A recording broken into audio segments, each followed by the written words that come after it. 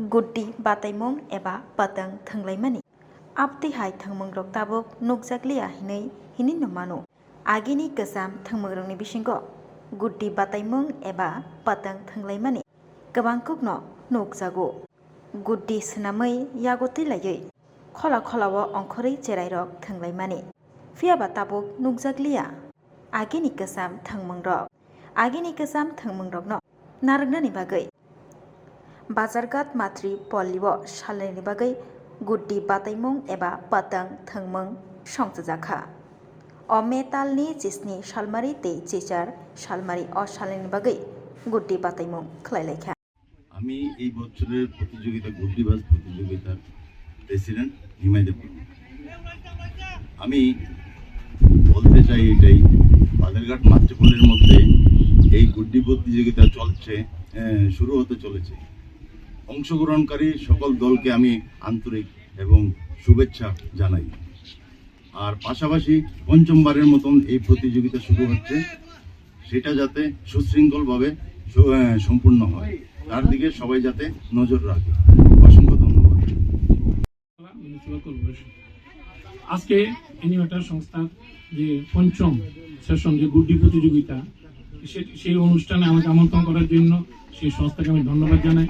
এবং আজকে যে তারা গুড়ার যে প্রতিযোগিতাটা উদ্বোধন হয়ে গেল, সেই সঙ্গে যারা এখানে অংশগ্রহণ করেছে তাদের সকলকে বা অংশগ্রহণ করবে তাদেরকে সকলকে আমার অনেক অনেক শুভেচ্ছা জানাই। এখন আমাদের সঙ্গে উপস্থিত আছেন আমার এখানে যে অ্যানিমেটর সংস্থার কর্ণধার সুনীল সমাজপতি মহাশয় আছেন, আমাদের এখানে যে গুড্ডি প্রতিযোগিতার যে প্রেসিডেন্ট নিমাই বর্মা আমার বন্ধুস্থানীয় লোক, এবং আছে এখানে যে কৌশিক সমাজপতি সে সম্পাদক আছে আমাদের সঙ্গে, আমাদের এখানে যে আমার দাদা তপন মহাশয় আছে, আমাদের এই ওয়ার্ডের সম্মানীয় সভাপতি এবং কমল দেব মহাশয় আছি। যে আমি এখানে মানুষের পরিষেবা দেওয়ার জন্য আমি চেষ্টা করছি। আমি সবার কাছে আবেদন করবো যে নেশা মুক্তি, যে এখানে একটা আছে রূপায়ণ ফাউন্ডেশন আবাসিক নেশা মুক্তি পুনর্বাসন কেন্দ্র, ওনারা চেষ্টা করছেন। এখন আমাদের এখানে সবচেয়ে বড় সমস্যা চলে নেশা। আমার সবচেয়ে খারাপ লাগবে, দেখবেন এখানে আপনারা আছেন আমার সব সুশিক্ষিত মানুষ, যে আজকে যে জায়গাটা প্রতিযোগিতা হচ্ছে সেই জায়গার মধ্যে অনেক আসে খেলাধুলা করে, তারপরে আপনার একটু সাইড ফাইড দেখলে বুঝতে পারবেন যে মানুষ কিভাবে নেশায় আসক্ত হয়ে যাচ্ছে। তা আমি সবার কাছে এখানে গার্জিয়ান থেকে আরম্ভ করে যারা এখানে আছে সবাইকে বলবো যে এই সমস্ত নেশার থেকে যাতে সমাজে কেউ আসক্ত নয় তার থেকে চেষ্টা করা, এবং নিজেরও যাতে এই সমস্ত নেশার থেকে আমরা মুক্ত থাকতে পারি সেই চেষ্টা করা। আর একটু বলবো যে আমাদের এখানে যে দেখবেন এই যে মাঠটার ভিতরে ঢুকতে ডান দিকে জঞ্জাল, এখানে পার্শ্ববর্তী বাড়ি থেকে আছে, তারা জঞ্জাল ফেলে রেখে দেয়, নোংরা পরিবেশ সৃষ্টি হয়। এই নোংরার থেকে আপনার এই যে এই নোংরাগুলোর থেকে বিভিন্ন রকম মাছি বসে আমার খাওয়ার টেবিলে খাওয়ার মধ্যে বসে, সেখান থেকে অনেক রকম কিন্তু রোগ ছড়ায়। তখন কিন্তু মানুষ প্রচুর টাকা খরচ করে, অথচ এখানে বাড়ি বাড়ি আমাদের মিউনিসিপালিটি থেকে যে কালেকশন করার একটা সিস্টেম আছে, বাড়ি বাড়ি মহিলারা যান, তাদেরকে তারা দিতে চায় না। আমি এখান থেকে আবেদন করব যে আপনারা এগুলি তাদেরকে নির্দিষ্ট জায়গার মধ্যে তাদেরকে দিয়ে নির্দিষ্ট জায়গায় ফেলা, এমন মাঠের চারিদিকে এগুলি যাতে না ফেলে এটা বিশেষভাবে অনুরোধ করব। আর একটা কথা হচ্ছে যে উদ্বোধন হয়ে গেল, সেখানে আমি উপস্থিত হয়েছি এবং আমার সবচেয়ে উৎসাহ লেগেছে যে আজকে এই সমস্ত জিনিস সব বন্ধ হয়ে যাচ্ছে আস্তে আস্তে। কারণ আমরা সব ছোট পরিবার থাকার দরুনে সবাই কেউ ছেলে মেয়েদেরকে ময়দানে নিতে চায় না বা খোলাখুলি কোনো জায়গায় যেতে দেয় না। আমরা যেমন ছোটবেলা যে মাঠটাতে গেছি তার উল্টো দিকে আমাদের বাড়ি, ওইদিকে আমরা ছোটবেলার থেকে ঘুড়ি উড়াতাম, এবং অনেক সময় ঘুড়ি আমরা বাংলা কথা ঘুড়ি কাটা যেটা সেটা আমরা বলতাম যে ঘুড়ি চুরি হয়ে গেছে, সেই চুরি হয়ে গেছে। ওইটার জন্য আমরা যে ঘুড়ি যে উড়ে যেত বাঁশ গাছের মধ্যে গিয়ে আটকে যেত, ওইখান থেকে আমরা ঘুড়িগুলি কালেকশন করতাম। আপনার থেকে মেসেজ থাকবে এখন যে বাচ্চাগুলো যারা বাচ্চা আছে ছোট বাচ্চা, তারা এখন সব মোবাইলেই আসক্ত, তার সকাল থেকে বিকেল ওদের স্কুল থেকে আসার পর তার মোবাইল নিয়ে থাকে।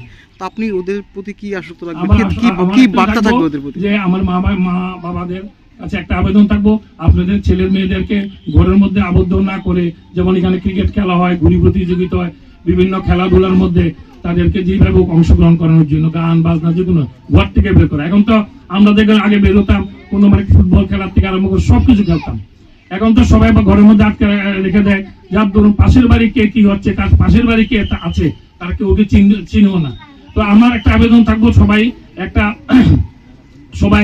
উৎসবের মধ্যে সবাই আসুক এবং গার্জিয়ানরা আসুক, এই আবেদন থাকবো। কতদিন ধরে চলছে এই গুড্ডি প্রতিযোগিতা? এটা পঞ্চমবার চলছে, আজকে উদ্বোধন হয়েছে পঞ্চমবার। আর আরেকটু যেহেতু আমি মাল্যবান চক্রবর্তী, কর্ণধার রূপায়ণ ফাউন্ডেশন। আমরা গত 3 বছর যাবৎ দুটো খাতে কাজ করি, একটা হচ্ছে প্রিভেনশন, একটা হচ্ছে কিওর। তো আমাদের মূল লক্ষ্য হচ্ছে নেশা মুক্তির পথে, কারণ নেশা মুক্তি ত্রিপুরা স্লোগান, তো ওটার পথে কাজ করানো। এবং আমরা প্রচুর পরিমাণে অ্যাওয়ারনেস করেছি 3 বছরে, মোর দেন 50 অ্যাওয়ারনেস ক্যাম্প। আর আমাদের একটা নেশা মুক্তি কেন্দ্র আছে বর্তমানে দশমীঘাটস্থিত, যেখানে যারা নেশায় কষ্ট পায় ওদেরকে ট্রিটমেন্ট, কমিউনিটি সার্ভিসের মাধ্যমে ট্রিটমেন্ট করা হয়। তো আমার এখানে আসা এবং মানে কৌশিকদা আমাকে ডাকার পেছনে কারণ হলো, মানে আমিও খুব আগ্রহী ছিলাম আর কি গুড্ডিবাজ নিয়ে, কারণ গত 5 বছর যাবৎ এই অনুষ্ঠান হয়ে যাচ্ছে।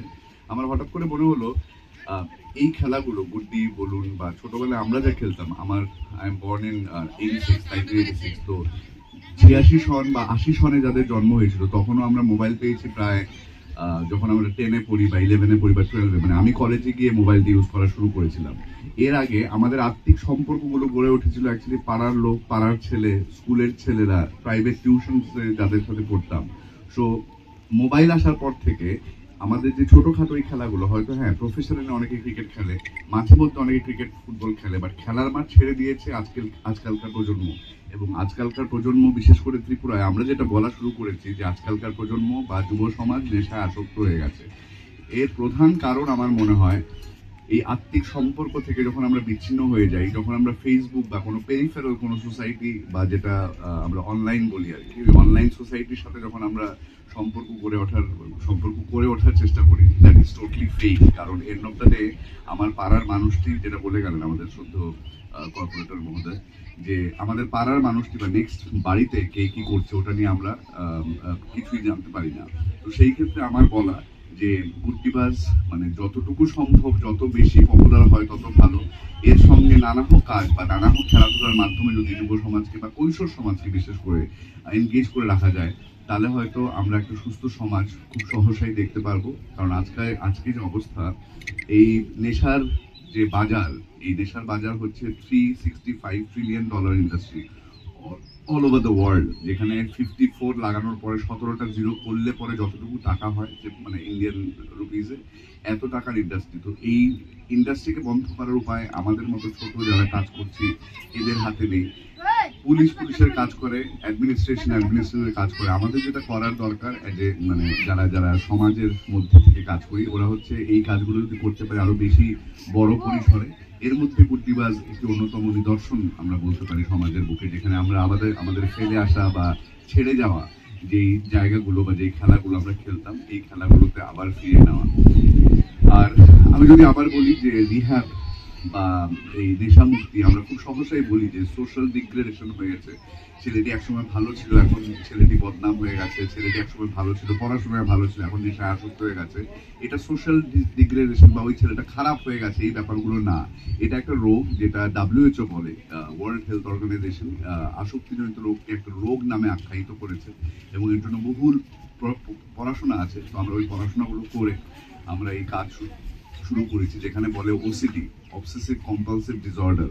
তো আপনি চাইলেও প্রথম নেশা হয়তো কি বলে, মানে প্রথম নেশা হয়তো আপনি আউট অফ এন্টারটেইনমেন্ট বা আউট অফ ইনক্লুসিভনেস, ছোট শিশু বড় দাদাদেরকে দেখে কি করছে, ওরা এমন করে কেন, বা হঠাৎ করে এমন পিনিক নিতে থাকে কেন, একটু করে দেখি, এইভাবে ওর শুরু হয় হয়তো নেশা করা। বাট আজকালকার ত্রিপুরায় এই মুহূর্তে যে এই নেশাদ্রব্য পাওয়া যায়, যাকে আমরা কোট্টা বা হেরোইন বলি, সঙ্গে ইয়াবা আছে, নাইট্রাজিপাম আছে, মানে অ্যালকোহল ছাড়া, এবং এইভাবে আস্তে আস্তে নেশা মুক্তি করাও সম্ভব। গুড্ডিবাজ সম্বন্ধে আপনি কি বলবেন? বলছি কি এখন তো সারা ত্রিপুরাতে মাঠই নেই, বাচ্চা কোথায় খেলবে? গুড্ডি তো খেলেই না, প্রত্যেক বছরে অ্যানিমেটার থেকে একটা গুড্ডিবাজ কম্পিটিশন করা হয়, তখনই শুধু অ্যানিমেটার থেকে করা হয়, আমরা জানি, তা দেখেছি। তো এখন তো কোনো জায়গাতেই সেরকম গুড্ডি আমরা দেখি না। তো আপনার থেকে কিছু মেসেজ থাকবে কি? না, আমার ডেফিনেটলি মানে এই গুড্ডিটা, মানে গুড্ডিবাজ বা এই ঘুড়ি ওড়ানোর যে ব্যাপারটা, আমার কথা মনে আছে 93 to 2000 আমাদের পাড়াটা এখন যেমন জোড়াপুকুর পার্ক, বনমালীপুর, তখনও তেমনই ছিল। আমাদের মনে আছে লম্বা রাস্তা ছিল, রাস্তার মধ্যে আমরা মাঞ্জা দিতাম, এরপরে পুকুরের এই পার থেকে তার পেরিয়ে ওদিকটাতে কেউ একটা দাঁড়াতো এবং তখন ওখান থেকে আমরা শুরু করতাম। তো আমাদের এখানে মাঠ নেই বলাটা ঠিক উচিত হবে না, কারণ কোনো মাঠে আমার মনে হয় না রিয়েল এস্টেট হয়েছে, বা কোনো মাঠে হয়তো মনে হয় না আমার কোনো বিল্ডিং দিয়ে ভরে গেছে ত্রিপুরা এবং আগরতলা বিশেষ করে। আমি বেশ কিছু বছর আগরতলায় ছিলাম না, মানে কলেজ, এরপর চাকরি, এরপরে বেশ কিছু সময় জুড়ে আমার 2021-22 আমি আগরতলা এসেছি। আগরতলা এক্সপ্যান্ডিং, মানে আগরতলা বড়ও হচ্ছে। তো যাদের যেমন এমবিবি কলেজ স্টেডিয়াম বা আমাদের পুরনো দেখা আস্তাবল বা আমাদের আগরতলার ওপরে যেগুলি বলি, তো এই মাঠেও আমি খেলে গেছি। সো এই মাঠগুলো যেরম ছিল এরমই আছে। কোনো মাঠ আমার মনে হয় না যে নতুন করে কোনো বিল্ডিং দিয়ে ভরে গেছে বা রিয়েল এস্টেট দিয়ে ভরে গেছে। হ্যাঁ, কিছু কিছু জায়গা হয়তো ছিল যেগুলো ভরে গেছে। তো যদি ঘুরিয়ে ওড়ানোর ইচ্ছা কারোর থাকে, মানে ইচ্ছা থাকলে উপায় হবেই। যদি নেশা করার ইচ্ছা হয়, কেউ একটা নেশা জোগাড় করেই ফেলে। তাহলে যদি ঘুড়ি ওড়ানোর বা ক্রিকেট খেলার বা সাইকেল চালানোর ইচ্ছা আমরা সেই শিশু মনকে জাগ্রত করতে পারি, তাহলে ডেফিনেটলি সাম ওয়ে আউট। এবং আজকের সরকার আমি দেখি প্রচুর পরিমাণে এইরকম প্রজেক্ট ওরা নিয়ে এসছে। রিসেন্টলি আমিও ছিলাম কোন একটা প্রজেক্টে, ভলিবলের একটা প্রজেক্ট ছিল, যেখানে আমরা ওয়েস্ট ডিস্ট্রিক্টের বিভিন্ন সাব ডিভিশনগুলোতে গেছি এবং we encourage people to play volleyball, we have given them tiffins and all. এটা গভর্নমেন্টের সাথে কোলাবোরেশনে একটা কাজ করেছিলাম প্রায় 1.5 বছর আগে। তো এই ব্যাপারগুলো করা হয় এবং সম্ভবও। জাস্ট দ্যাট আমরা মানে আমরা সবসময় বসে থাকি সরকার করছে না কেন, পুলিশ কেন দেখছে না, ওই বাড়ির লোকটা, এই পাড়ার দাদাটা করে, পাওয়া যায় না।